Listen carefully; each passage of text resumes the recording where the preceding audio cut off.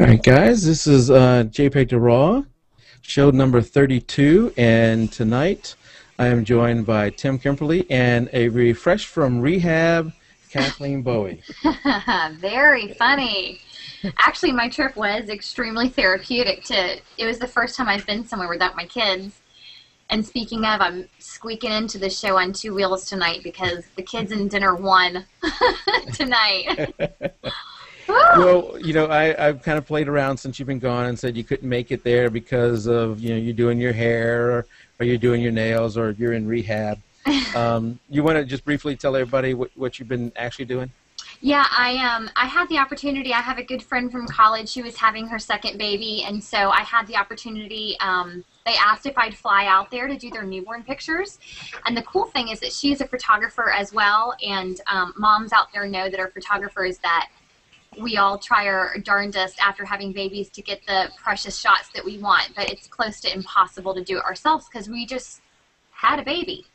So they flew me out there for the newborn pictures, and it was really great catching up with them, and we spent 4 days solid shooting, and it was the neatest thing because when we got there, I pulled up some pictures and stuff that were inspiration to me, and one of them was of a newborn session that had happened in the snow, and she was like, oh my gosh, what an amazing opportunity. That stuff never happens. And then wouldn't you know it, the very next day we got 4 inches of snow. And so with her being a photographer and with me being a photographer, you better believe that we got out there in the snow and did some pictures of a little newborn baby all bundled up with mommy in the beautiful snow winter wonderland. So I'm really excited about those pictures. Great. I'm going to have to make a change here real quick as we the stream changed here. Hold on a second. So, okay, there we go. All right, we're back. All right, so Tim, how are you? Very good, Mike.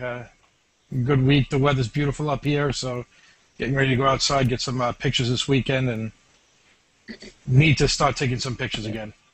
Yes, I have been cooped up here in the basement as I'm making repairs to the website. Kathleen didn't hear about that, but I've been manually editing hundreds and hundreds of PHP files trying to get everything fixed back up. It's been a pain in the butt, but we're back up, and we're glad to have you back, Kathleen. And you missed last week. We had a great guest, Crystal George. I know, she was great. I listened back to the show while I was editing this week, Salmon. I told her that you were busy doing your hair and you couldn't make it. So, Tim, Kathleen, whatever. Guess what I got recently? Oh. Lightroom 4? No, 3. That's 3. Oh, Lightroom 3. Okay. Oh, that's the giveaway. There we go. That's what you think. That's not the giveaway. No. Oh. I have 2 of them. Oh, look at that. Even better. I have 2 of them. So one of them is the giveaway that Stephen was talking about. And, you mentioned Lightroom 4. So I'm going to be buying Lightroom 4 too.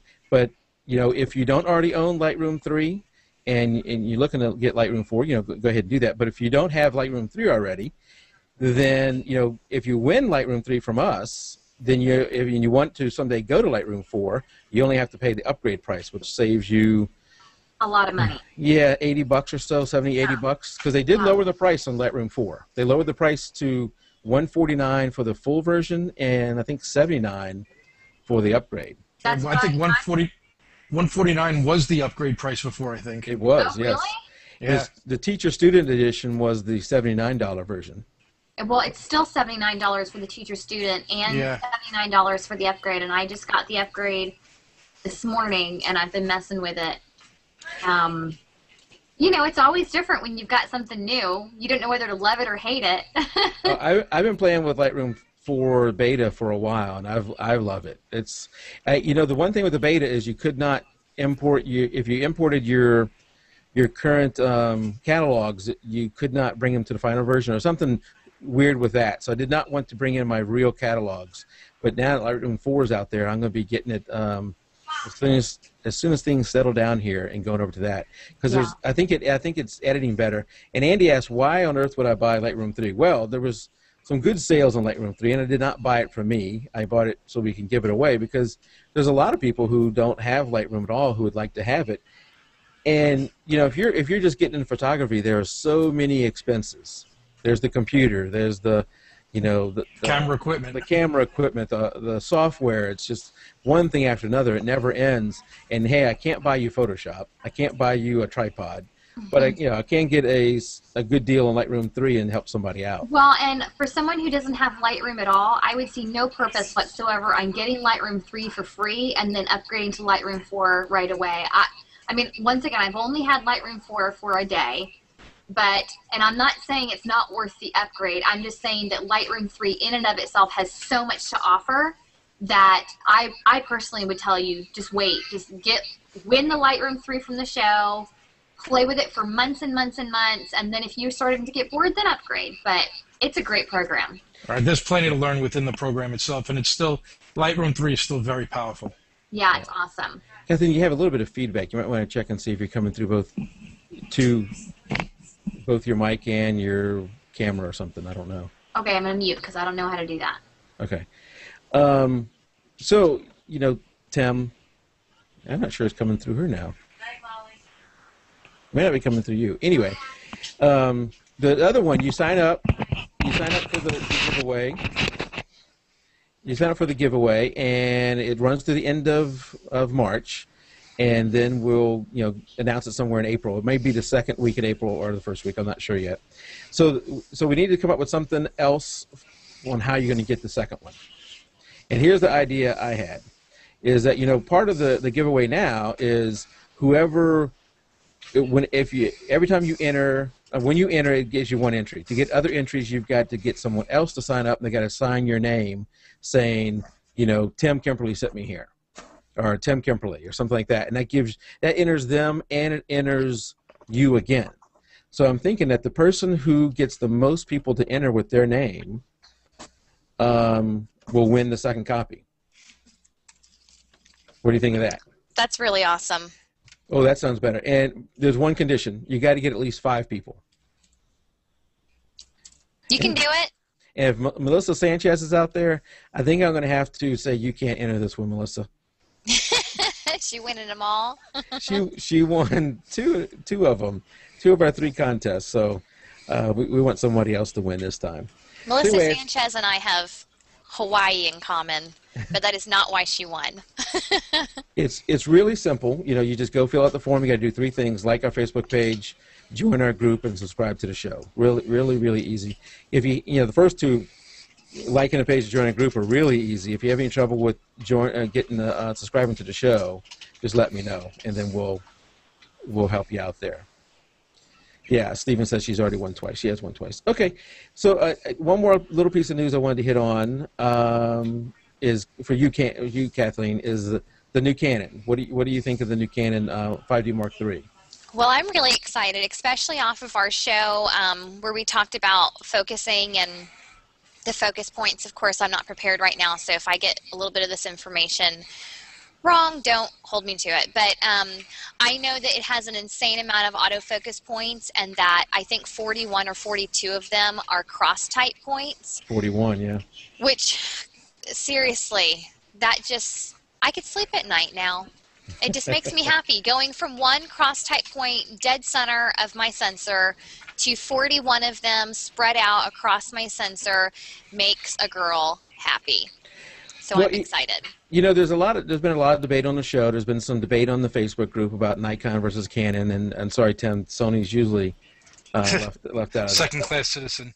But there's a lot of debate there, and I think that this just shows, look, if you have some specific need. I think there was a time when Nikon was really bad with noise, and Canon was way ahead of it. And there was a lot of people who were sports photographers or low-light photographers who moved from Nikon to Canon because there was such a big gap. And that's just isn't really happening that much anymore. So I think generally now, if they don't have exactly what you want, just wait, because they're coming out with it right away. So switching brands, unless you have a really good reason, it's probably better just to wait once you've invested in glass. Yeah, I'm noticing now that all of my discussions on which lens to buy, which camera to buy, all that kind of stuff is now on Facebook, and I can go back and see the things that I've said. I'm Yeah. learning about myself that I really like to jump the gun. Like I find something that I'm not happy with, and I'm like, oh my gosh, I got to jump ship, you know? Yeah. And just like you said, you got to wait it out. You got to be patient because Nikon and Canon are so neck and neck with each other that if one does something, it's, you know, everything you can do, I can do better. It's that whole thing. They're gonna keep one up in each other, which is great for us. It is, and you know, and I picked on Tim there with Sony, but Sony does make a lot of the image sensors for Nikon. So in that regard, they're so very similar. And Sony's kind of pushing the edge in some other areas. So not, you know, I don't want to belittle Sony. They're a strong competitor there too. But it comes back down to what we've talked about previously. Whatever glass you own is what you're going to stick with. I had a lot of Minolta glass. I probably had $5,000 worth of lenses. I was not going to switch because No to way. sell it, I was going to lose money. Oh yeah. And that's really what I think. It's the new people coming in is whether they can entice somebody new. Mm-hmm. Yeah. So I have one more little thing that let's go over quickly, and then we'll want to get to Mike because he has a lot. He sent me, and I think he sent you, Kathleen, what the things we want to talk about. And Mike, we may have to just have you come back more than one time. I'm serious, Mike. You've got so much stuff going on there. I mean, and You're we muted. You're need muted, to by the hear way, it Mike. all. Can you unmute yourself, Mike? I hope his computer's not crashing on us again. Last week we lost them No, altogether. Not this Mike, the other Mike. Yeah, now we can hear you. There we go. Okay, so now I'm unmuted? That's Yeah. it? Now we can hear you. Okay. Okay. So, yeah, Mike sent me a long list of topics. Really, he is extremely knowledgeable, so we want to get into that right away. But one of the things we might want to bring up every now and then is some of the hot topics that have come up in Facebook. And Tim, I know you're not in there too much, but Kathleen and I are in there a lot. And you know, there's been some discussion on the challenges when you're first starting off. That it's, you know, you may want to push yourself too fast, and it's everybody learns at a different pace. I may be slower than some people and faster than the other, but we all learn at different paces. And I think you just got to give yourself time to learn stuff. And what you're going to hear from Mike here in a little bit is an example of that. You know, you're not going to leave the show an expert in lighting, but what he's going to give you some knowledge that then you got to go out and practice. I think, you know, hopefully Mike will agree here is that you know the best way to get good at lighting is just to practice. And that's the same thing with the basis of photography. You get a new camera, you know, become an expert on that. If you're moving from a point and shoot to DSLR for the first time, it's going to take you a while to get that become an expert on that DSLR. You just need to give yourself time. Don't beat yourself up too much, and just keep at it. Yeah, I totally agree. You know, back when I started doing photography, you know, Facebook didn't exist. The internet, of course, was around, but it wasn't as intuitive and fast as it is nowadays. And to be honest, I probably didn't know another photographer for probably a good 5 or 6 years. I was the only one that I knew. And I don't know if it was because I was happy under my rock or what, but I just didn't know. And it's so great that we have all these forms of media available to us with Facebook and the internet and such to teach us things. But the downfall is that I think it makes new people with their cameras feel like they have to buy their camera, boom, start a business, and then get the ball rolling right away.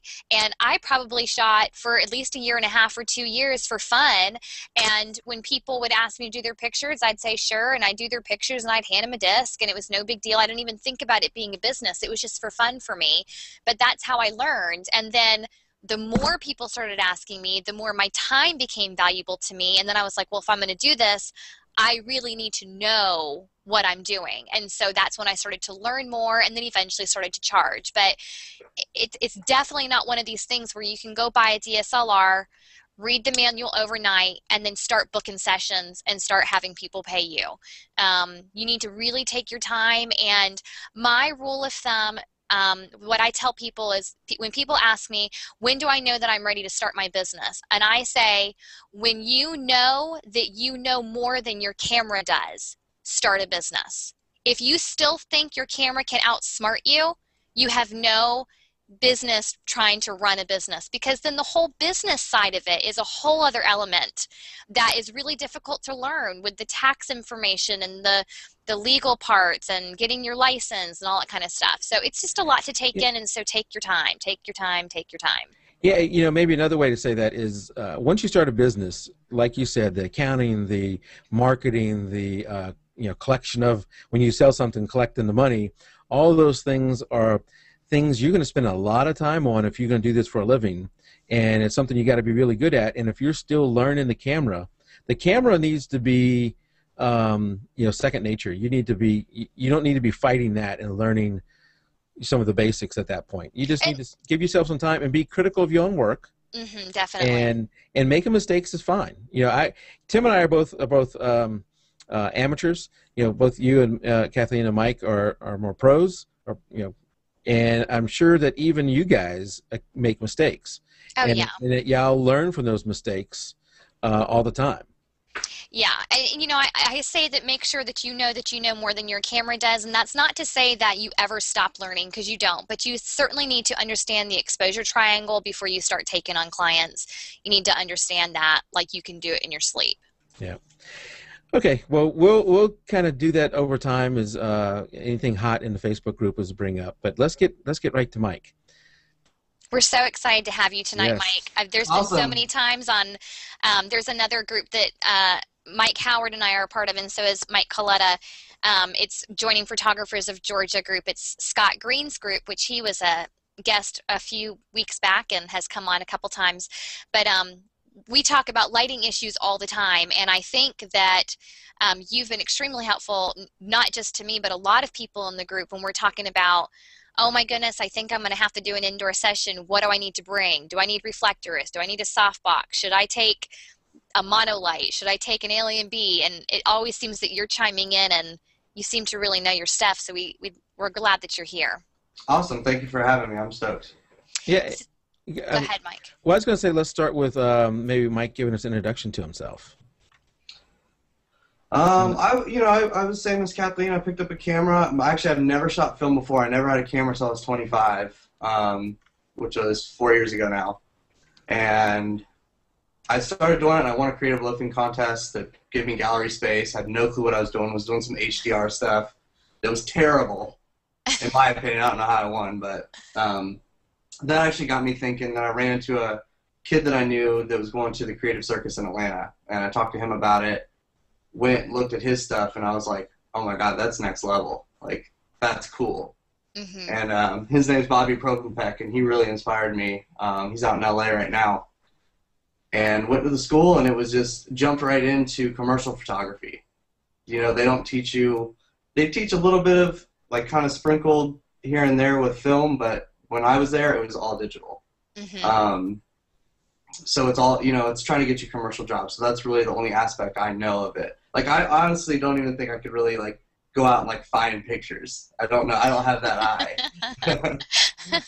So that's why I'm, like, all about lighting. And I would definitely not say that I'm a master, but I'm fairly comfortable. That's awesome. Well, can you start us off talking about natural light? I know for me, I started off with natural light, and it wasn't because I had a preference over one over the other. It's because the idea of using studio light scared the crap out of me. And it still did until this year when I had some friends loan me some lights, and I was like, this is not so scary. But start us off with natural light, about finding natural light and how it works and all that kind of stuff.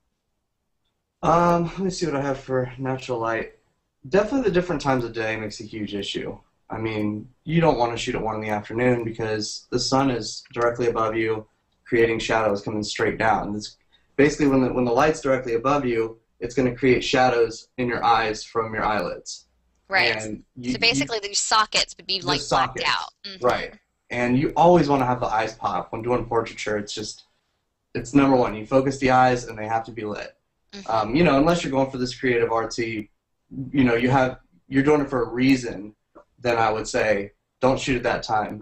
Now, if it's cloudy days are beautiful because it's a giant softbox. So, if you're cloudy, you're good to go. Also, if you're cloudy, I don't think a lot of people think about it, but wherever that sun is still coming from a direction. So no matter what, you're going to have good light around you. But if you face the person to where the sun is behind them somewhat, and it's kind of punching, but it's real soft, you'll see a glow. You know what I mean, on the skin, and you get a little bit more highlights and stuff like that way. Right. Mike, do you have the chat open? The webpage open? Group chat? Not that, and the actual jpeg2RAW site, because I'm showing one of the photos that was in a natural, the group that you called Natural Light. Okay. Do you know where to go, Mike? Do you need No. the web address? You want to go to novstudios.com and then /live stream. Did you put a link on JPG? I can send you one. Yeah, I like what you're saying about making sure that the eye is lit correctly. I'm going to put a link in our little, so look to the left of your page. Do you see it? Yep. Mike and I both did one. Click on that. I like what you said about making sure that the eyes are lit. I think we talked about this maybe a couple weeks ago in the group. A little tip that I had learned when doing natural light is that if you want to have that catch light in the person's eyes and you're not sure where to position them to get it, stand in front of your subject and both of you kind of walk tandem in a circle until you see the light hit their eye the way you want it to, and then that's where you shoot from. And of course, doing a backlit photograph, which is what Mike Howard right now is showing on the stream, is really great because you get that rim around the hair that's just gorgeous. And I love backlit lighting. It's a little tricky to learn at first, but once you can get a hang of it and know how to expose correctly for it, it's a wonderful tool to have. Yes, definitely. And you can't get that if you're shooting in the middle of the day. No. So that's morning light or afternoon light. The afternoon you get that nice golden glow. Now I'd say probably around 6, since the time just changed, but a week ago it was about 5. And that's kind of what I do in this photo. It was late in the afternoon, and I put white reflector on it. It was actually a gold reflector, and you can tell she's very golden. Yeah, let me ask you guys a question. So I went out shooting my son, and it was in late afternoon, had that nice golden light coming down, and I took some shots of him, and I like that nice warm look, but then I thought, oh, I'll take my gray card out and white balance, and you know what that did is it took the golden right out of the image. Yeah. So that was a time when I did not want to use a gray card, right? I've used the gray card a couple times now, and I'm getting ready to toss mine, to be honest with you. I've not been real happy with the results, and I'm not sure if I'm doing it wrong or if it's just not working for me, but I prefer, I don't know, like for me, I can kind of see in the back of my screen how it's going to appear once I get it on my computer, and I think that's just because I've been shooting for 10 years. But I can tell in the back of my screen if my image is going to be too blue or too golden, and I've actually started using the Kelvin to set my white balance, or I use auto white balance a lot, and then it's been working great for me. What would you say, Mike? Well, I mean, a gray card is to shoot correctly. Mm-hmm. Like, do you want it to be 100% correct? If you're shooting a product, or if you really wanted, like, if you need the clothing to be a specific color, if you want your skin tones 100% correct, that's when you use a gray card. But doing, like, more loose stuff and having your style, do it however you want. That time of day, Mike, is called the golden hour. Right. Because you get that golden light, like, so so it's hitting and it's really orange on that gray card, and then you balance for it and you lost it all. You don't want that. Right. No. A lot of times, I set my photo shoots, like if I'm doing just a quick photo shoot, all adults, I'll usually set it for about an hour and 15 minutes before sunset.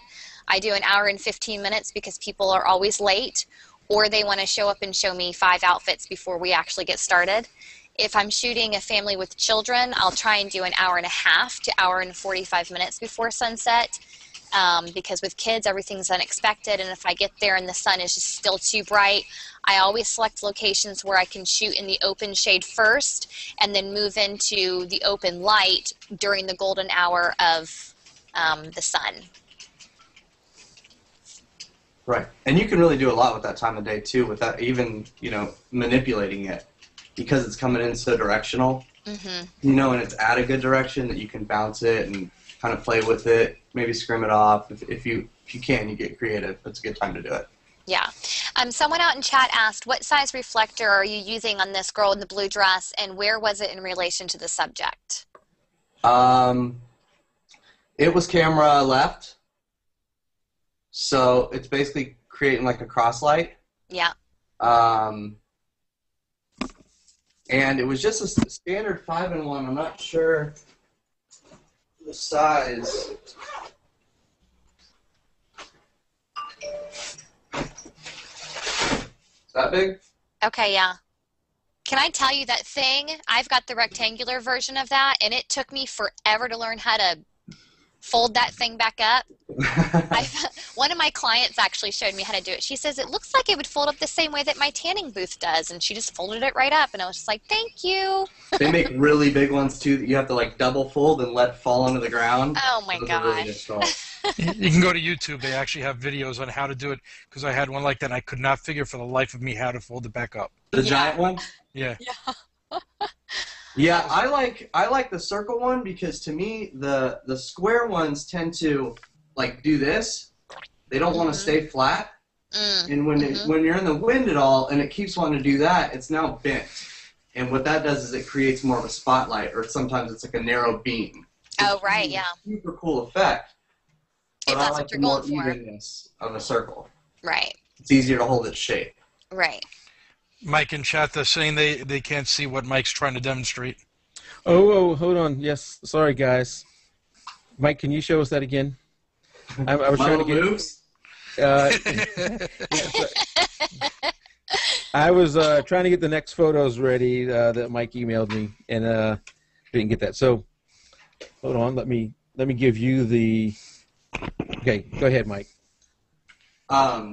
So with the square ones, when you hold them, they tend to kind of bend, and they keep doing this. Yeah. They either want to go one way or the other, and instead of being flat, so you get a nice flat surface of light. You know, if Right. you're bouncing it up like this. So when they start to twist, it basically creates just a narrow beam. You know, which can be really, really cool. But I think that's another thing you should know that you want that before you go into it. Talk to us about how we're supposed to be holding our reflectors. Yeah, so that circle reflector, did you use that one or a golden one you said in that photo? No, that was the one I used. Okay, so how did you use that one in that photo? I'll go back to that real quick. That photo. Well, I definitely did not use it. I had somebody helping me. That's the thing about reflectors is if you're going to do it by yourself outside, good luck. You have to have somebody to help you. Yeah. I mean, because it's so particular. When you're sitting there, you should be, well, something like this where the light is so hard coming back at you, and especially if you're using gold or silver, it's going to throw that light right back really hard. So if you're hitting it from underneath, you got to really watch out because you never want to light somebody from underneath. You don't want to have a shadow going up their nose. Yeah, you don't ever want to go nose up. You always kind of want to come to this 45-degree angle if possible. That's the most flattering. Yeah. So if you're getting an up shadow, you need to bring the reflector up more, and treat it just like you would if it was a light, and you wanted that light there. You wanted that sun in that window. Where would you want it? You'd want it up high and angled down. Okay. So that's your goal. Sometimes if you're really trying to find the light, if there's not a lot there, you have to like literally just bend it around and move it around until you'll see it. Usually I'll hit the ground with it and then come up. Oh, that's a good technique. Until they goes to their face, and then you got to watch it, and then you'll start to lose it. Your eye will get used to seeing it. You know, so you got to just make sure, and that's the job for the assistant. Yeah, I love it. Or friend or family member, whoever it may be. Yeah, I had a senior session this weekend, and I brought my reflector hoping that I could enlist the mom or one of the sisters to hold it while I was shooting, and knowing that they probably wouldn't get it right, you know, at least 50% of the time, but I was thinking if the other 50% of the time it happens to help, then whatever, and it gives them something to do, and I've I've asked clients many times to say, can you hold this right there? And they're like, sure. And they don't care. So. And then after 2 seconds. Right, they're there anyway. Exactly. Exactly. They're shaking. I'm like, you think you should be getting paid, don't you? There you go. Now you can use it by just, like, depending on how your shot is framed, you can just set it on something right below them, just to give a little bit more fill coming up. You know, especially if it's white and it's soft, you're not going to get an uplight from it. It's going to be a fill. It's going to be less than your key light of the sun coming in. So explain to us key lights and fill lights. Like, what does that mean? Your key is your main light. Okay. So that should be what you're exposed for overall. Okay. And then your fill, you know, if you have one light coming in or the sun or whatever, and you're getting a heavy shadow under your chin or under your nose or something like that, you can bring that light in just a little bit, and if you're doing strobes, you can just pop it, but pop it at a much less power than your main light, and it's going to fill in those shadows a bit. Yeah. You can do that with a reflector or another light, or, you know, however you can, whatever you can do, a piece of foam core, wall, whatever. Anything that'll bounce. Anything that'll bounce. Yeah, I used a foam board from Lowe's for a long time. Yeah, it's until great. I got tired of it flaking all over the place. Well, foam core from like an art store works really well. I've never tried that. And you can actually cut those into like slivers, get a big piece and cut it into thirds, and then you can, you know, have this more angled. Oh, that's cool. And just set it up under them, and then you can fold it up and bring it with you. Foam core is awesome. That's cool. Very cool. What did you want to go down your list? I know we're kind of getting you off your list. I just had this kind of as reminders. Let me check and see where we're at. Kathleen, you were talking about catch lights. Yes. Another trick, if you have a reflector, that even if there's no light and you're not bouncing any back in, if you put it directly behind you, either set it there, have it on a stand, lean up against the wall, put it behind you. Between you as the photographer? Yeah. Okay. So if I put this reflector behind me, that's going to create a catch light. Can you see it in my eyes? I can see it. That's amazing. That's a great idea. So you can, if you have one of those, you can always kind of throw it in there and get you a nice little catch light. Ooh, I like that tip. Sign me up. Something else you can do. These things are so versatile too. The black side, you unzip it, you can flip it inside out, and it's gold and black. Now the black side, if you want more shadow, you can put that closer to the person, and it's going to create more shadow on that shadow side because it's going to eat up the light. Because any light that was bouncing onto that side of the face before has now been swallowed up by that black. Yeah, it'll actually eat up the light. It'll actually take it away. Very interesting. I've not used the black. I need to try that.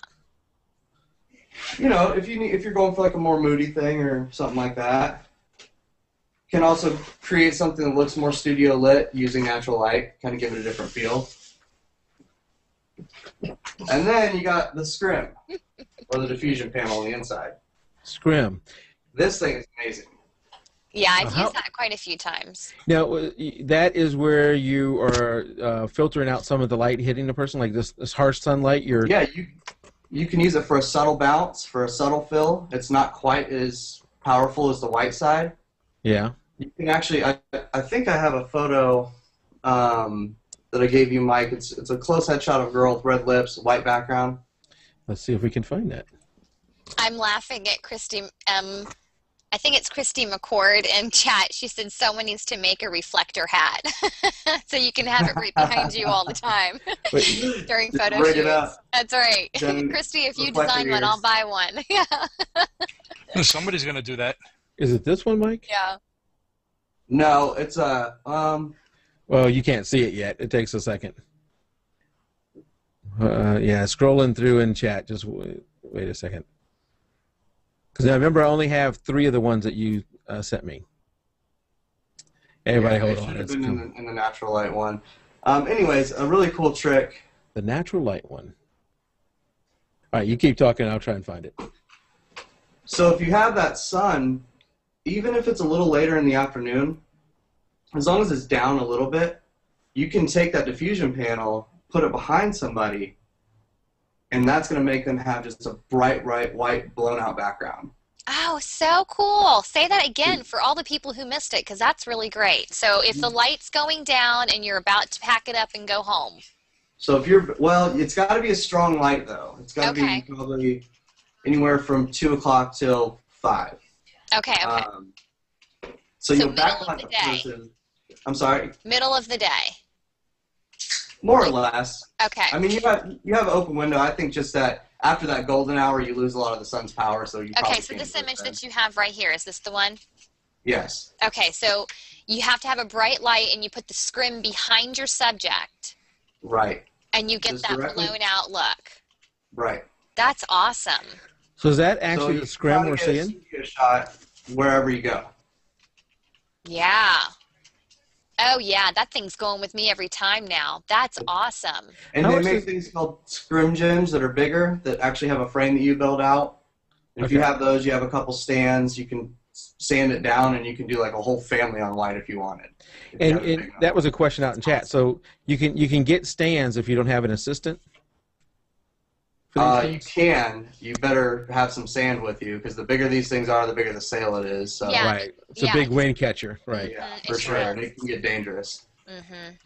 So it's best to get an assistant. If you have a kid, just make them come with you. Right. There you go. Yeah. Put 'em I to don't work. see my 10-year-old sitting out there holding up the reflector for too long, though.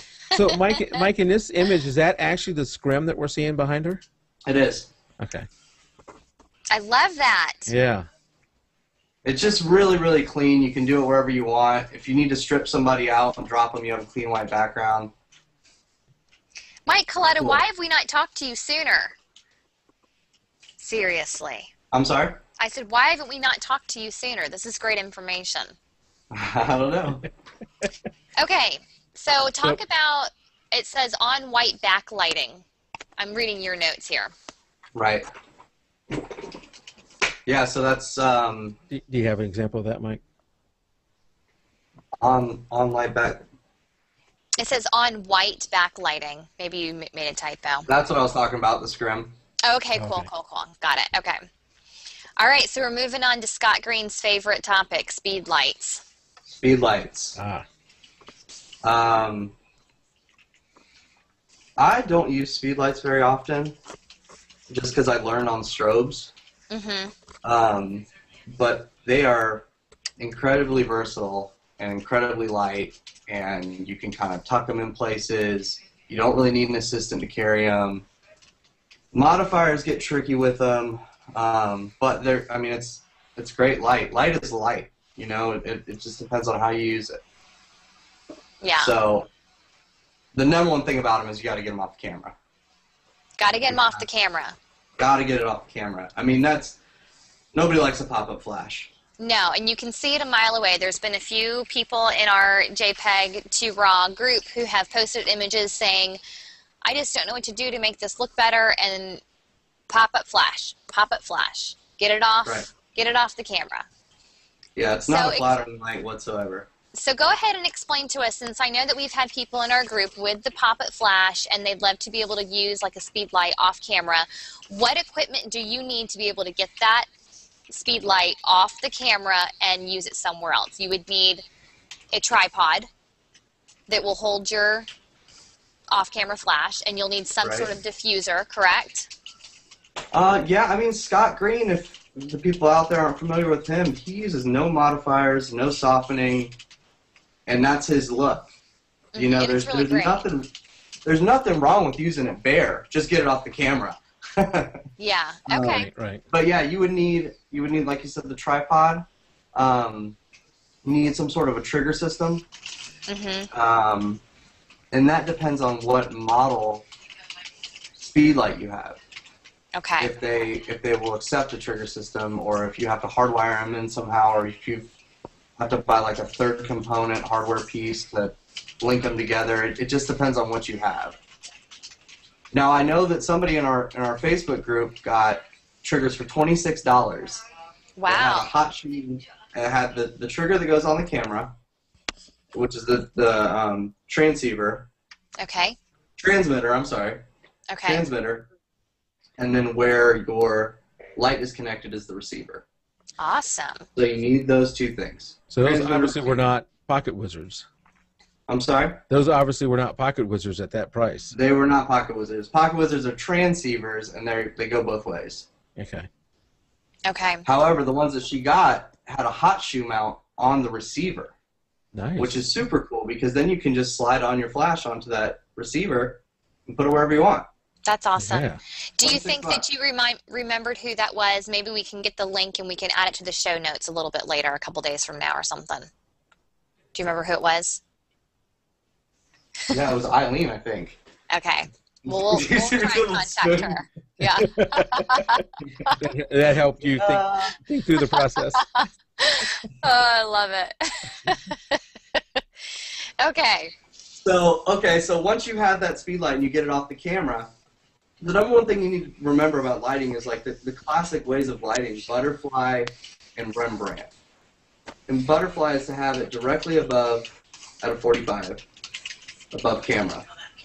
And that's going to create a really nice shadow under the nose and under the chin. Wait, say that again. Yeah. Right above the camera at a 45-degree angle, so it's like, so in other words, if I was the subject, it'd be coming down at me this way? Right.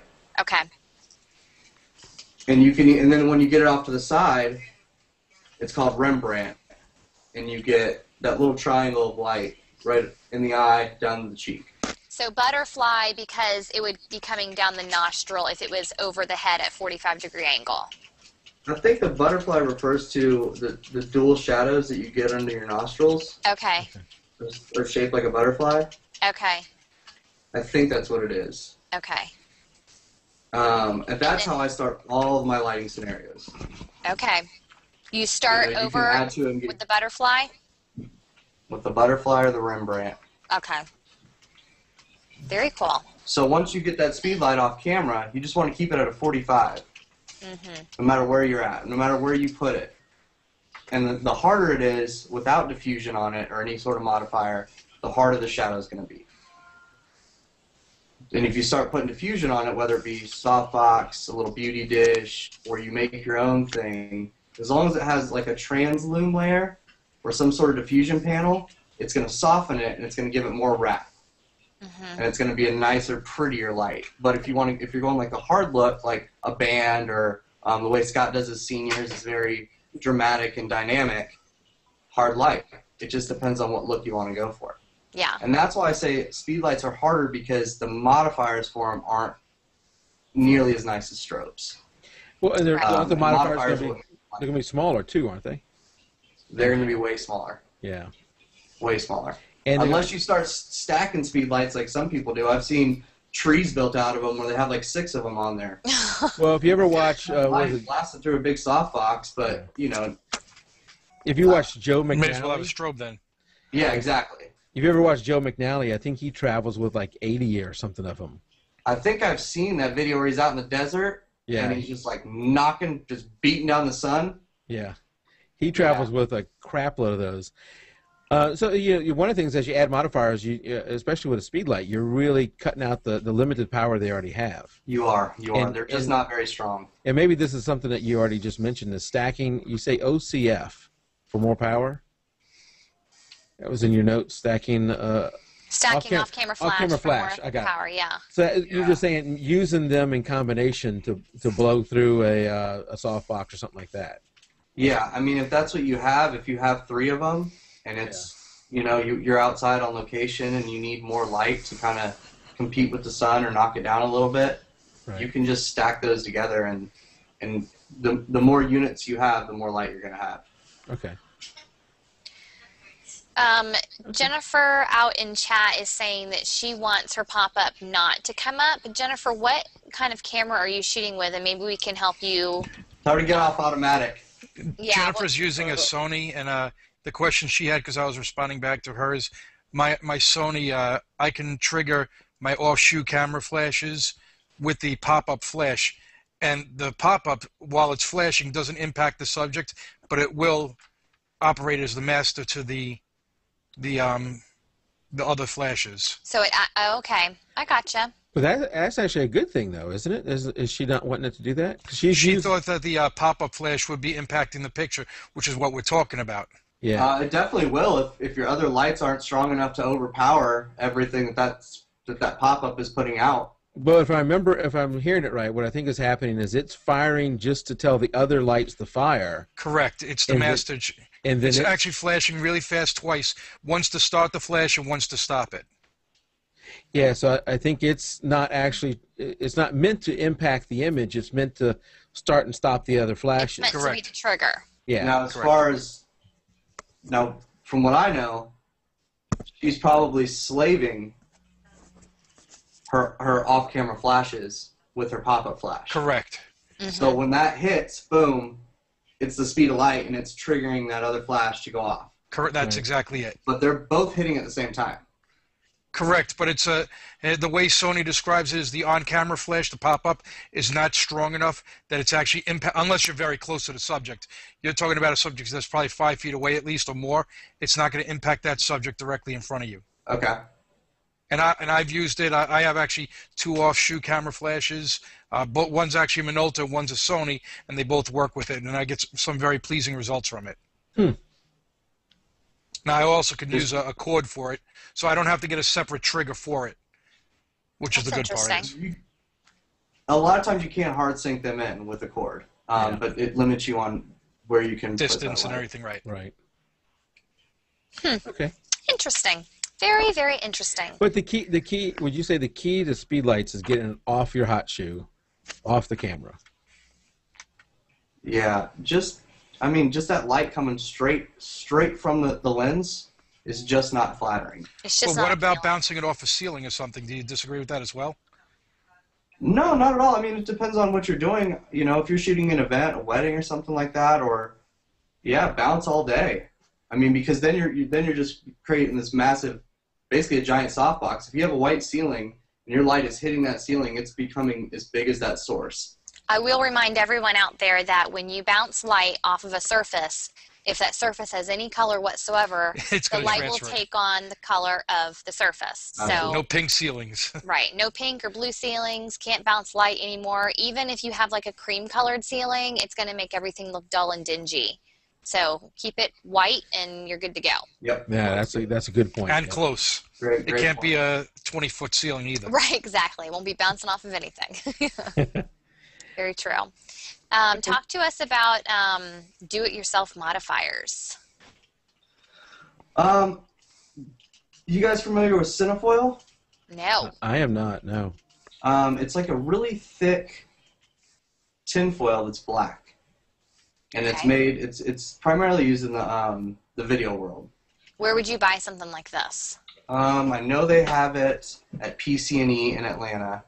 I'm sure you can find it anywhere online. Probably have it at PPR, probably have it at Showcase. Okay. And what would you do with that? So it's really strong, and it can take on heat. So you can basically build, you can take your speed light. I love the demonstrations, by the way. Me too. Yeah. Okay. So you can take, can you guys see me? Yeah, we can see you. Okay, it's kind of freezing on my end. So you can take that cinefoil and basically make a shape around this and have it come out and build out a light source. But it's black. Well, no, is that so it can direct where you want the light to go?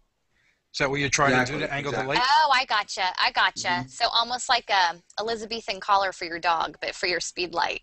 Exactly. Yes. That's a very good analogy there. Thank you. But you can do it. You can make a snoot out of it, which is going to bring it to a very, down to a point, and you can get a very direct light. Okay. You can put translume that you can buy from an art store, and like a roll of translume. You can cut that off, put it on the front. Now you have a much softer, bigger source. You can bend it around. You can line it with regular tinfoil if you need more of a, you just can get creative with anything. Because silver's going to bounce the light around, white's going to make it softer, bounce it around, black's going to eat it up and focus it more. Very cool. I like it. That makes sense? Yeah, totally. Totally makes sense. It's called Cinefoil, and I'm putting it, Cinefoil. You and know, then Mike, Translume. Mike, what I struggle with is, so I've taken my flash off the camera, and I'm shooting a manual because Kathleen tells me that's what I should be doing. But now I'm wondering, okay, so I've got a hot shoe flash, I've got my son sitting near a window which providing a little some light, but not enough because I have to go to too high of an ISO. How am I setting my exposure? Because when I'm setting my exposure in manual, I don't have the flash firing at that time, so I don't, how am I going to set the two of them to get the right exposure? With using the ambient and the... Yeah, so, I guess in that situation, I got to decide how much I want to overpower the ambient. That's right. And at what point have you totally overpowered it? 1, 2, 3 stops over the ambient? Yeah, that's kind of a difficult question. I would say in the opposite, if it were used as a backlighting, you would want your front light to not be, you wouldn't want the back to be any more than a stop of more light. Okay. Or you're going to really blow out and it's going to start coming around. Okay. So I guess it's pretty much the opposite, because if you hit them with that light and you're a stop over the background, you're going to be able to see the background. It's how much of it do you want to see? Do you want to make it look like nighttime, or do you want it to look like the time of the day that it is? Do you just want to use it as a fill? Do you want to blow out the window and make it all white in the background? Those are the things you have to decide. And the other issue is, so I have Nikon. You look at your Nikon flash, and you've got TTL, you've got BL, I think it's BL TTL, which is the balance. Maybe it's not BL, maybe it's something else. But the balance fill, the TTL, and you have manual. And manual is like 1.1, which is full power, 1.2, which is half power, and so on. So what do you set it to? Do you have a light meter? I actually do have a light meter. You do? And do you actually use it? Well, you use your light meter, yes. I have used it from time to time, but I wasn't in this example to do it without a light meter just in case somebody out there doesn't have a light meter. If I don't have a light meter, I'm playing and I'm looking at my screen. I mean, we have digital, why not? Okay. So I would just go up in power, see where it's at, drop it down, and if it's at an in between, yeah, you can always just move that light, because then the further back you pull it, the less light it's going to have. Okay. And I think the other mistake I was making is I had the light low and I should have had it high. Yeah, I see that a lot with people that aren't too familiar with light, is putting the light low. Yeah. And you kind of get like a monster light effect if you have it too low with the shadows coming up. Or I see people put it right at the level of the subject. If you get that light up and above them, you're going to be like, wow. That makes me think, like, at my wedding, I remember the photographer had an assistant there with a pole with the flash on top of the pole, so now the light was probably a good 6-7 feet above us. Right. Okay, so here's a question. If I'm shooting a newborn that's laying on a pillow or a bed or something, I don't want the light, like if my newborn's here laying down, I don't want the light right here. I want it here. Right. Okay. And you would want it making sure that it's going down her body or his body. Like from the nose down. Correct. So Okay. you basically have to take somebody standing up and turn them over and have the light like that. At about an angle, scraping them down. And then you're going to get the nice shadow under the nose and under the chin and stuff like that. Because I've been kind of doing it, well, I mean, I have a really enormous softbox for a newborn. I have a 40 by 60 softbox, and a newborn's, this big. So yeah. I've been kind of doing it like this because in my head, before using an Alien B, I'd just been using window light. And so that's where it came from. If you have a source that's that big, the bigger your source, the softer it's going to be, the more wrapped you're going to get around, especially if you're using something like a softbox. Right. So you're basically good to set it like that because you're mimicking a window. You're basically creating a window right there. Okay. Okay. But would it still be better if I could get it at an angle? It would give you a different look. Okay. But with my softbox being as big as it is, it wouldn't be wrong to get it just like this, is what you're saying. No, I don't think so, because it's such a large source, and it's so soft that you can't really, the shadows really aren't there. Are they? Yeah, no, there's no. I mean, Right. it's really just wrapping. Right. And I have it all the way dialed down to like 1/16, but we can get into that when we talk about strobes and stuff Right. like that. Well, and a question, and this is probably more so for off-camera flash, but maybe for strobes too. And I have this problem too. Was Corey out there was asking? So you do a shot with your hot shoe flash, or off-camera flash. You take it off camera, and now you got all these shadows behind the person. You got them maybe with a backdrop behind them or a wall behind them, and you've created all these shadows. Right. And with that one light source, how do you get rid of the shadows? Are you adding reflectors in to take care of those shadows? There's several things you can do. If you have a shadow behind the person, that's because your light source is hard. So you want to soften that. So you want to get translume, shoot it through translume. Or you want to get a softbox or something like that that has a diffusion panel. And that is going to, the more of that you have, The more you can wrap get you down to get. zero shadow at all, like no shadow whatsoever. Okay. And I also see a lot of people when they first start out, they'll put two lights right by them and smack them both the same angle like this. Yeah. And then they get cross shadows behind. You know what? I think the reason why we do that is to try and I'm going to knock out the shadow by bringing a light from the other side. Right. Well, And what now- you can do, if you have one light here, put the other light behind the person, hitting the wall, and that light is going to kill that shadow. But it's not affecting the person. You're still getting the shadows on the person. That's probably why you hear so often to start with one light, learn that one light, because every time you add another light, it adds more complexity. Definitely. Is that I mean, true? it's very specific. I think people think you just put them on a stand and go. It's very specific, but it's not hard. As long as you don't light from the bottom, think about your keys and your fills and your ratios and how much shadow you want and how crispy you want your shadows, or do you want them softened out? And that's when you start learning modifiers and you can really, you know what you want. It's not that difficult.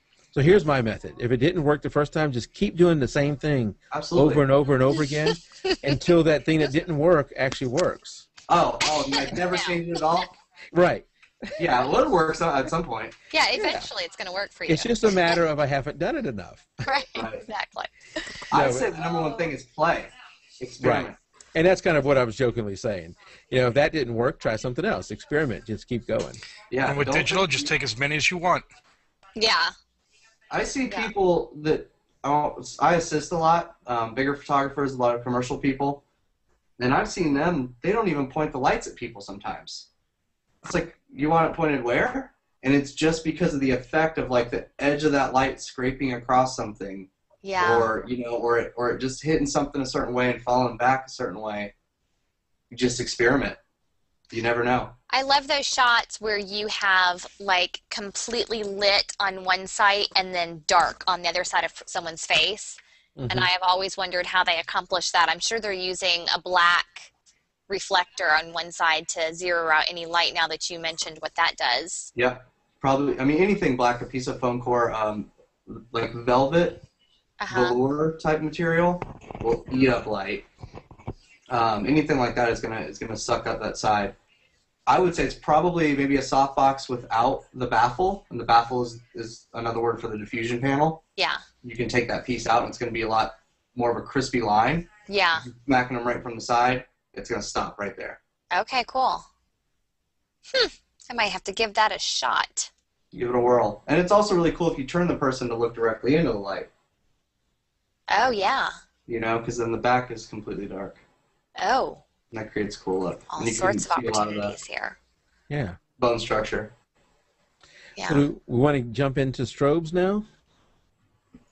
Is there anything else you guys want to know about speedlights? I'm honestly not like an expert on speedlights by any means. I feel confident to try them out.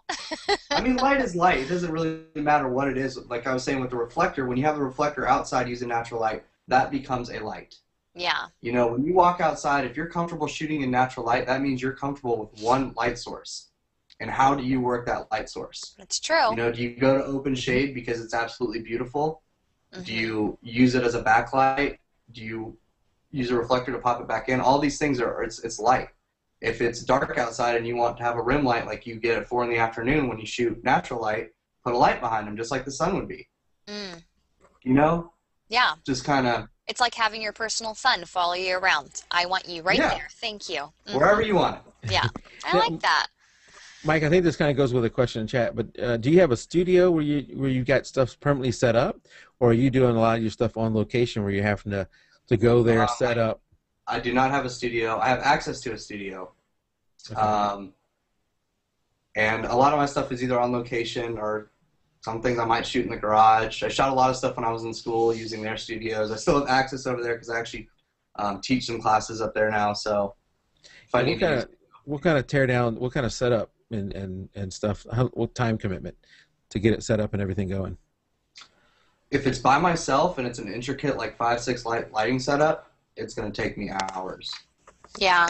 Hours. Hours of setting up, testing, changing, testing. Yeah, because it's so subtle. You move that light just a little bit, and it's completely changed your shot. And you got to make sure that your highlights aren't blowing out. You know, if you have all these different lights that are at different powers, you have to really dial it in to give you the look that you want. I think that's another thing that, as I was learning, same thing with Photoshop. It was like this global thing. It was like, oh, put a light here, put a light here. Oh, Photoshop messed with some sliders. Like, we're done. Like, no, think about it more. And really dial in what you're doing, and you're going to get some great stuff. Mm-hmm. I know for me, I've only taken, for me having Alien B is very new, and I've only taken it on 2 sessions with me, and I know that just to get my stuff in there, now this is not the light, this is my background stands and my props, and for me to set up my light and me being new at it, it's taking me an hour before I'm even ready for that newborn to come in and for me to try and start posing a baby. And that's with one light, with my props and my backdrop stuff, but one light. So it's a lot more time consuming than just walking into a house that has a big natural light and beautiful soft diffused light pouring in. Whenever I see that, I'm just like, oh, this is going to be so great. Well, Kathleen, you can always take that light and put it outside and throw it through the window. Yeah, I'm having a hard time with houses not having windows. Like, the windows are teeny tiny, or I have to move so much furniture. Anyways, all the newborn photographers out there get it. When you're going into clients' homes, you just never know what you're going to walk into. Kathleen, something you might be able to do, and other newborn photographers as well, or people that primarily like to use natural light, window light specifically, you can get a big roll of translume that's about 6 feet long or wide. Uh-huh. Put it on like a C-stand that has an arm and roll it out. Yeah. And then shoot your softbox through that, and now you've got a 6-foot window. Oh. Yeah. It's super soft and super beautiful, and it doesn't take up that much. Yeah, that's a great idea. So you're telling me that would be cheaper than installing a big 6-foot window into my basement? Yes. Yeah. I like that. That's great. All right, so let's start talking about strobes. Explain to us what strobes are, and let's go from there. Strobes are basically a flash that when you fire your trigger, it fires the flash. They come in tons of different brands. I'd say the most common for people starting out is probably Alien B right now, which I actually own. And they're great. They're great for what they are. I mean, like I said, light is light, and they're extremely affordable. I mean, when you're looking at an Alien B that's middle power from their line, the middle guy is like $350, right? Something like that. Yeah, I think the 400 Alien B cost me like $2 something. Right. So I think the next one up is like $350, and the next one up is like $400. Everybody, watch your Google chat for the message. I just got it. Okay. It'll be coming up in a minute. So now you said Alien B 400, Kathleen, is the Alien B I think was $250, and like Mike said, then it's an 800, and I think it's $350, and that's just for your light. So the Alien B 400 is $250, and Alien B 800 is $350. I think so. Does that sound right to you? Yeah, that's about right. That's just the light. That's just the light. No stand or anything like that. That's just light. Now, the good thing about those is that they're mono heads, meaning that the firing system is built into the head. So you don't have to have an extra pack that you would plug the strobe into that whatever it does capacitates or whatever the power as a middleman. Okay. So a lot of the bigger lights you have to plug into a pack. And okay, now I you're didn't know talking that. a lot more bulky and ratios and stuff like that. But the Alien Bs, mono light, plug it into the wall, you're good to go. Okay, cool. I didn't know the difference. When I when I decided that I had to get some studio light to start taking with me on sessions so I wasn't cranking my ISO all the time, I basically looked at some photographers that I admired who used studio light, and I said, what did they buy? And I bought it. And then I got it home and I experimented until I felt more comfortable with it to take it on sessions. And, you know, it's one of those things that hindsight, I might go back and spend less money. I don't know if I would have bought a $250 softbox. Maybe I could have pulled it off with an umbrella or an octo box or whatever, but, you know. But see, that's going to set you apart. Like, I myself, you know, I have octobox, softbox, beauty dishes, 7-inch reflectors, umbrellas. Every modifier is for a different reason. Right. You know, or do you have a small softbox or a big one or a strip softbox? They all do different things. Mm-hmm. So I think you made the right choice. That's, to me, that sounds really good for what you do. Okay. And I want to encourage you to buy more modifiers. Okay. Play with them. Okay. Because that's what's going to set you apart. That's what's going to give you a different look than everybody else. Is when I can switch up modifiers throughout the session if I want to. Exactly, and have different looks for everything. Look. Ooh, yep. I like it. Okay. Very cool. I'm going to go grab this other pack. Hold on. Okay. I will say that when I got my Alien Bee, I actually called, it's Paul C. Buff is the company, and I was confused, and so I just called them and I told them what I wanted to do, and then they also helped me a lot as to what to get exactly. So that took a lot of the questions out of it. To be able just to call someone who's selling the product and for them to answer all my questions was nice. Yeah. You guys see that? Yeah. Hold on, I got to bring it back in the chat. I was messing around with something. Can you show us again? It's on his chair. Oh. So that is a power pack for speed. That's what you have to take with you if you don't have a mono light? Yeah. Wow. Now this one's big. This is a workhorse. This thing will last 30 years, but it looks like it's seen some use. Well, you get a ton of power out of them. Or you have this. That's what I have. You know, which is extremely small. Plug it in, you're done. Yeah, that's what I have. But mine's white. I did not buy the pink, even though I was tempted. Oh, I'm sure you are.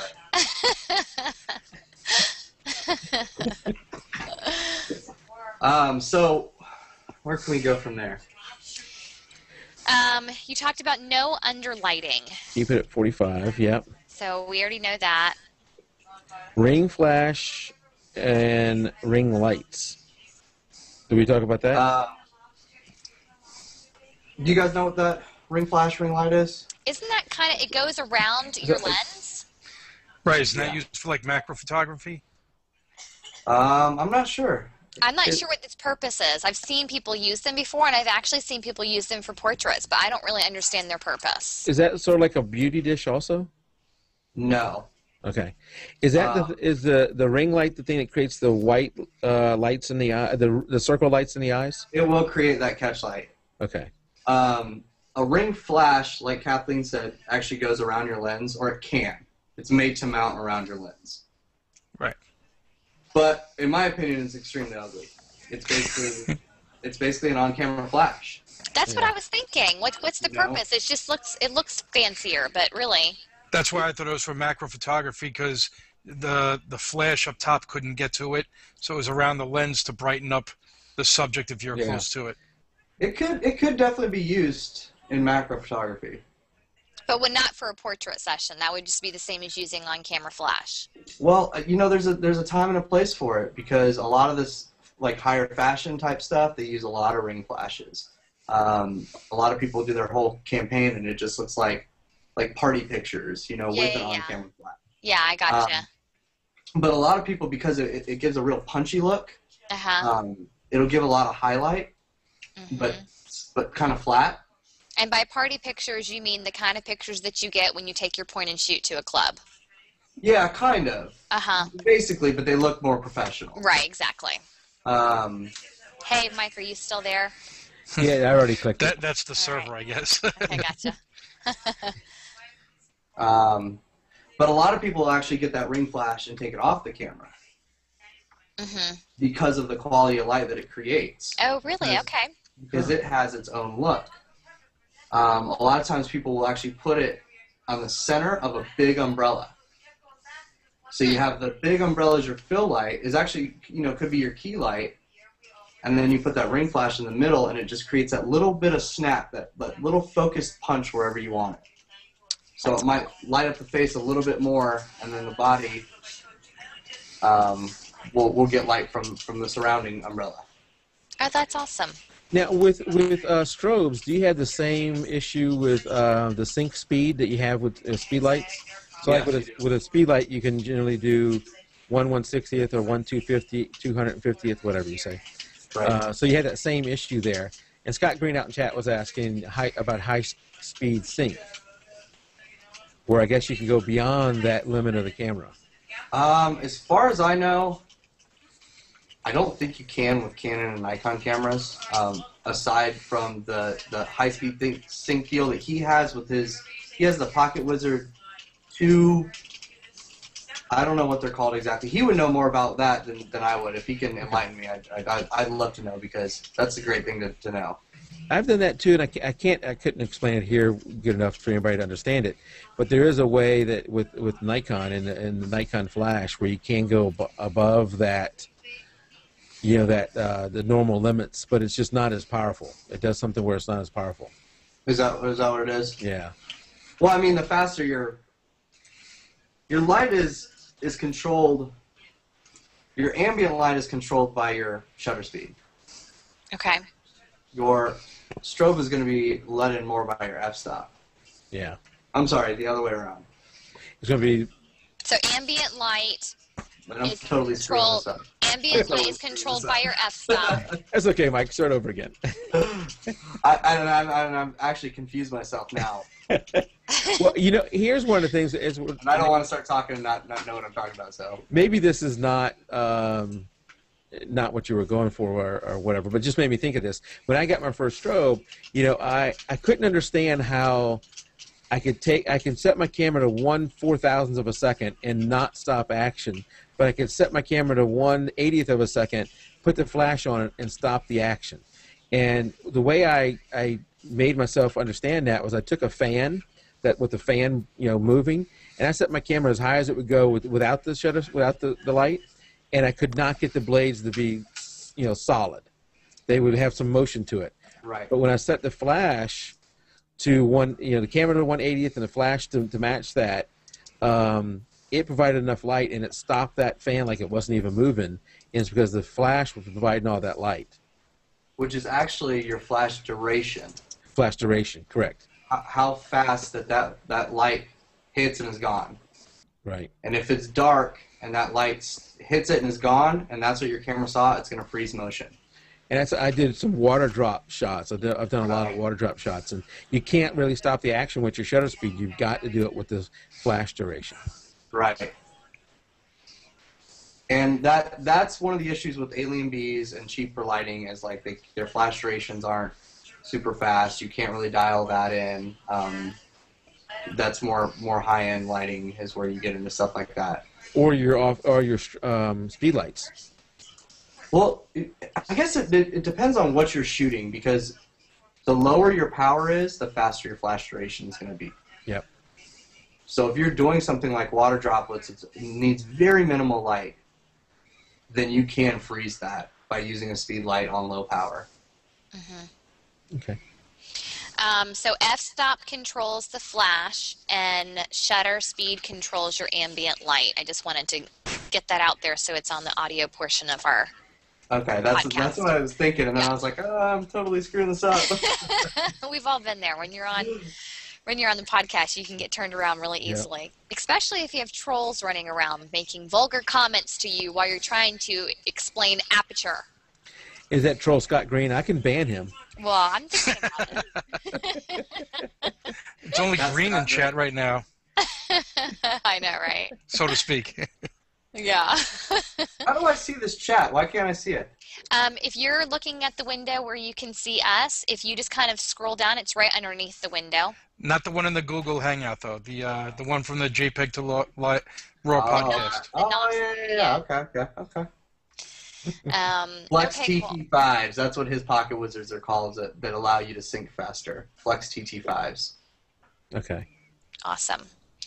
Okay, so your next thing that we wanted to talk about was battery packs. Yeah, so for portable light, a lot of people say that that's the good thing about speed lights is that you can put batteries in them and you can take them wherever you want, and that is what is awesome about them.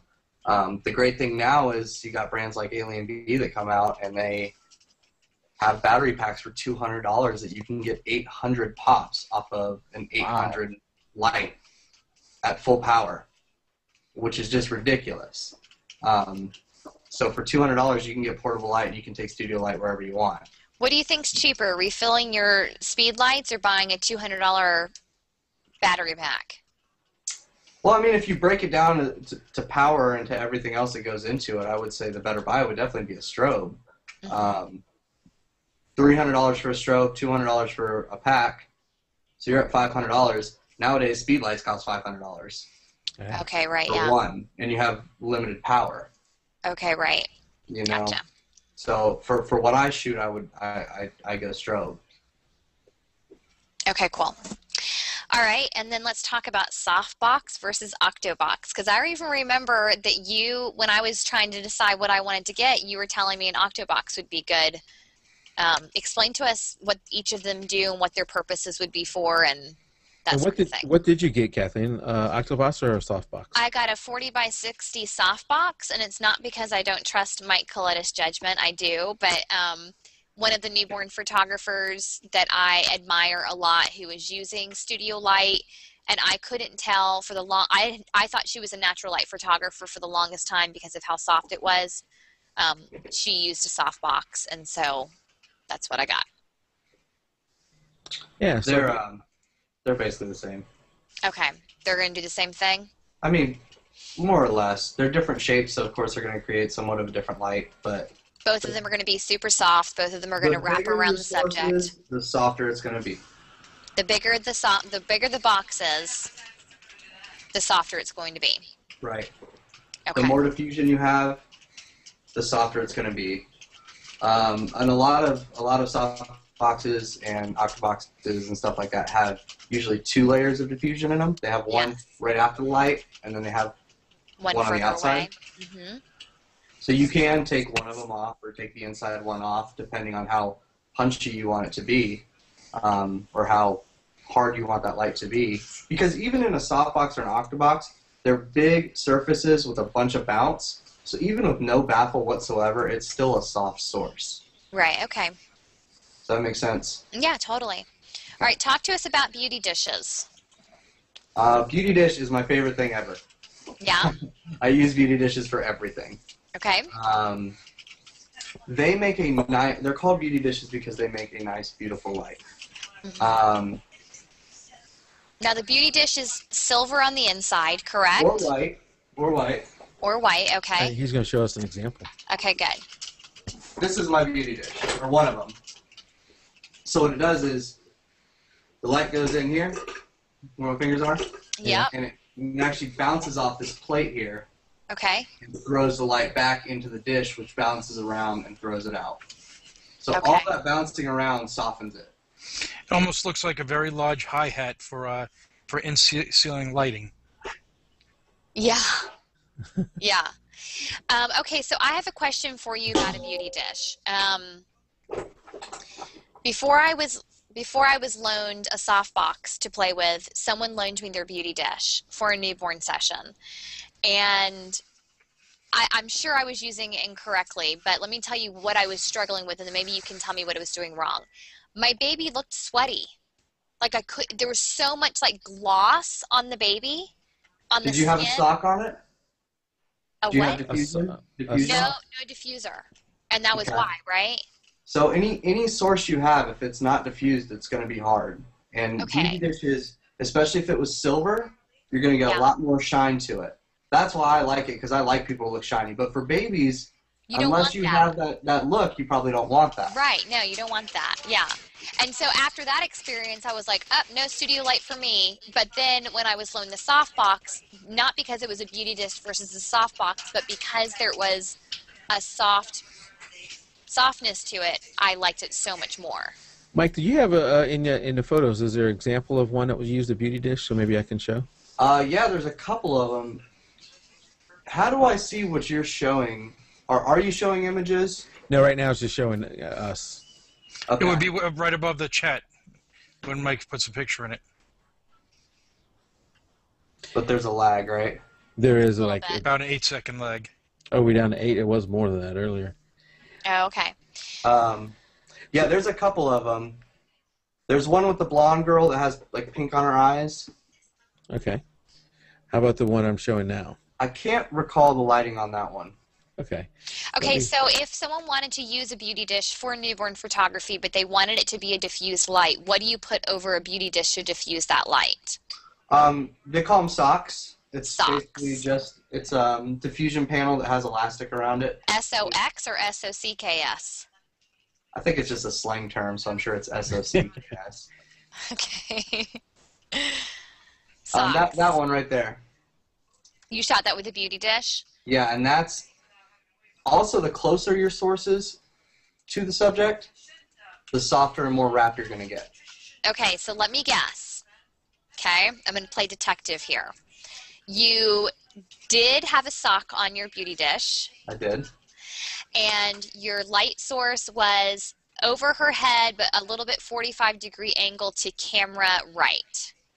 Totally 45 to camera right. Yes, because of the shadow on the left under her Right. nose is what gave it away. And then I also can kind of see the catch light in her Right. eye You can see the catch light in the as eye. well.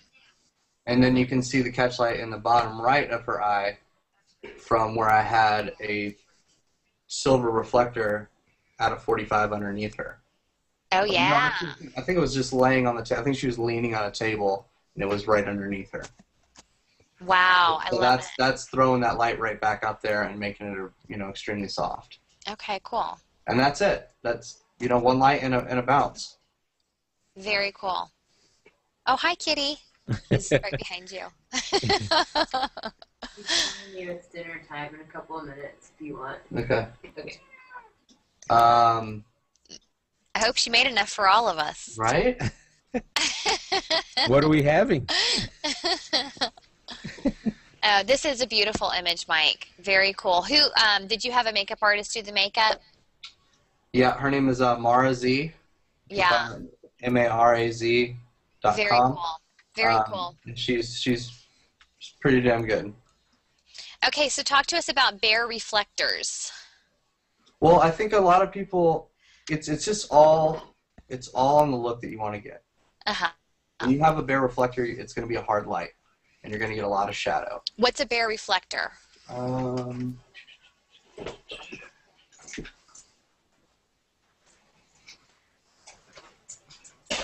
This would be a bare reflector, but I have a sock on it. Okay. So it would have no diffusion at all. Okay. And you can get these in different sizes too. This is a 7-inch. This is like the standard one that comes with Alien B. But most brands have a 7-inch reflector. And that's going to be a really hard light. And that's going to be a really hard light. But it's still giving it direction. I mean, it's all it's doing is saving it from spilling off and throwing it all at you. Okay, right, yeah. Which can definitely be a really cool look. Yeah, if that's what you're aiming for. If it's pointed at me here, you're going to get a lot of heavy, dark black shadow here and black shadow here. And if it's over here a little bit more, you're going to get that Rembrandt is going to come in. It's going to be very moody. What is it called when you only have one nostril with a shadow? If 2 is a butterfly and under the eye is the Rembrandt, what's one nostril?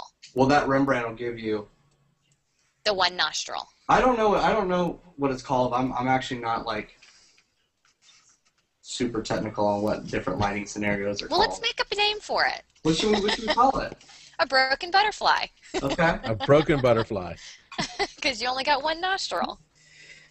And I guess you could get that from one light source, a very focused, probably something with a grid on it.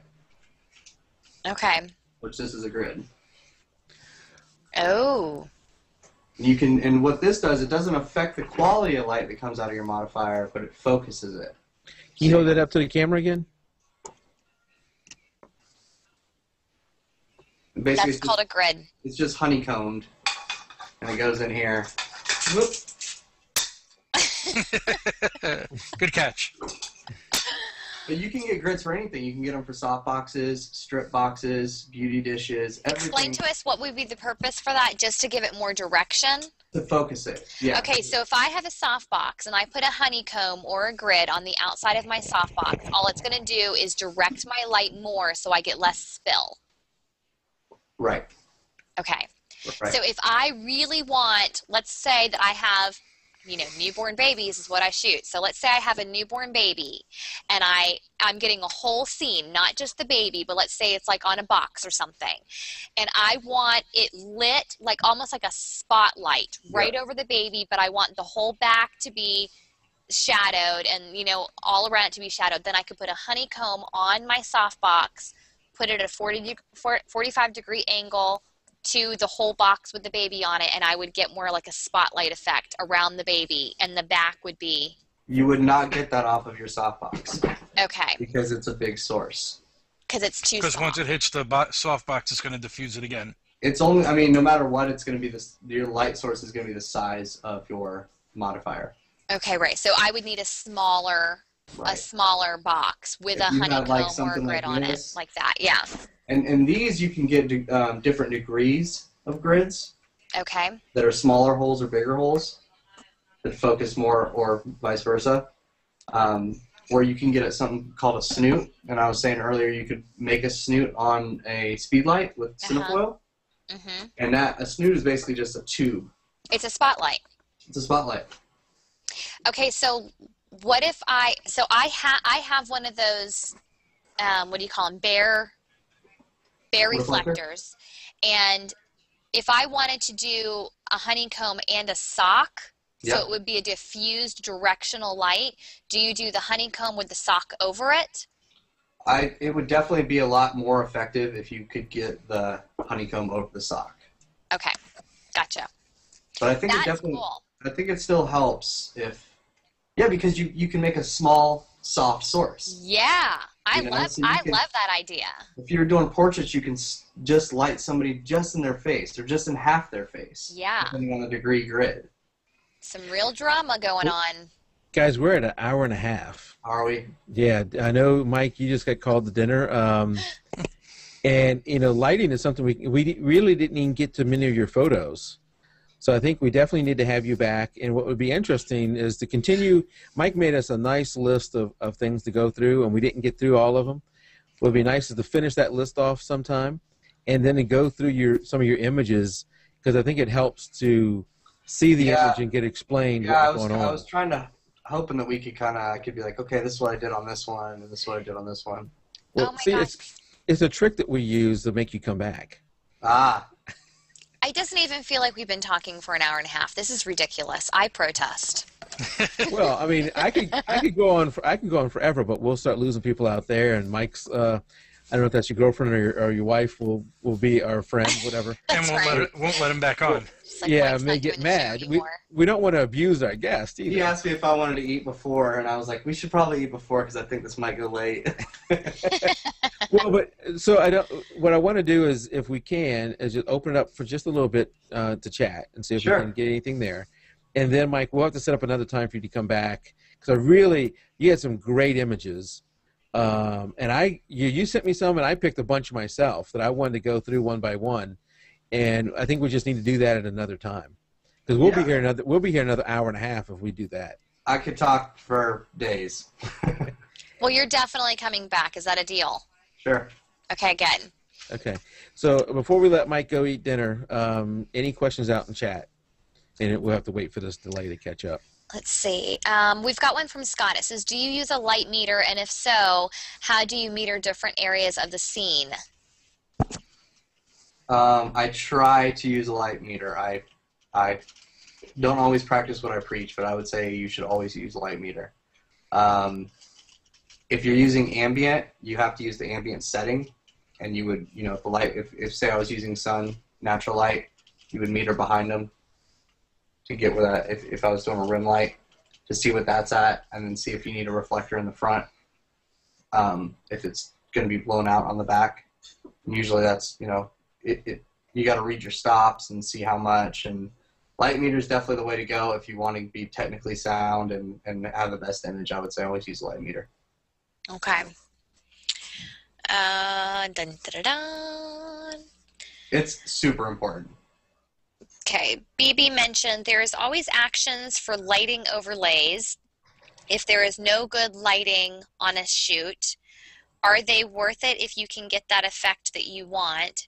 If so, can you recommend any more for a natural light look? And I imagine he's talking about actions inside of Photoshop. Photoshop, yeah. I would not say to do that. I would say light it. Yeah. Yeah. You can generally tell the difference between what's real and what's Photoshop. Definitely. I mean, there's some programs like Bokeh or Bokeh or whatever it's called that does a pretty good job of like shallow depth of field, and there's some things that you can fake here and there, but I'm good friends with a really high-end retoucher in Atlanta, and he does some amazing work. His name is Ryan Hayslip, slipvisual.com. You guys should check it out. But he's told me, he said, you can polish a turd, but only so much. It's like you have to have that base there, and if you don't have the light right to begin with, or at least kind of has laid the foundation, you're not going to get what you want, even with the best retoucher out there. And I'll go ahead and say from experience, because I went through the whole process of trying to post-process, put the brakes on, let me learn how to do it right. And in my experience, when you try and get your effect in Photoshop later, no matter what it is, I promise you, you will walk away disappointed, frustrated, and spend hours trying to get the look and possibly still not even get it. Right. And then when you learn how to do it correctly and you can get it right in camera and then bring it into Photoshop or whatever and have to make very few tweaks, it's so rewarding. The goal is to get it in camera. Yeah, the monkey's off your back. And so that way you can just kind of move forward. So Photoshop is a tool to make your image better, not to fix it. That's right. That's right. Yeah.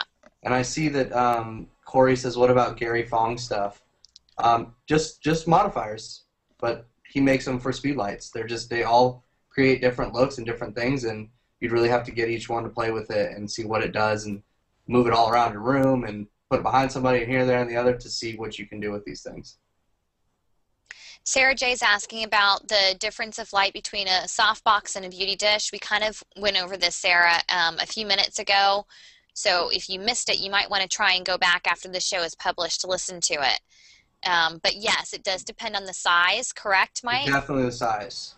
Beauty dishes are primarily pretty small. I think the biggest ones are about maybe 24 inches max. And Mola is a brand of beauty dishes, and I think theirs are about that big. But soft boxes are generally bigger. But they all make a different look. Yeah. What do you like shooting best, in studio or on location, and what is the most challenging between the two? I like the outcome of on location, lighting on location the best. I like shooting in studio the best because you have the most control. I feel like if I'm on location, I have to have assistance. It's because if I'm shooting and I need something to happen, I can't tell the talent to hold on while I run over here and tweak this light and then take another picture and then look at the back of it. Or, I need to have somebody on the computer shooting tether that can tell me, hey, your highlights are blowing, your light's not hitting right. So and also on location, your ambient light is changing by the minute, and so you're having to keep up with that as well. Right.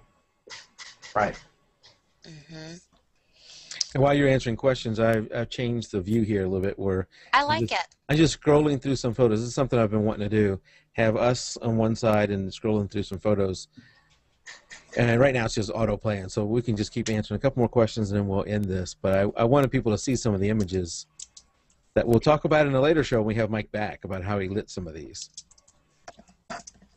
Let's see, what else are people saying out here?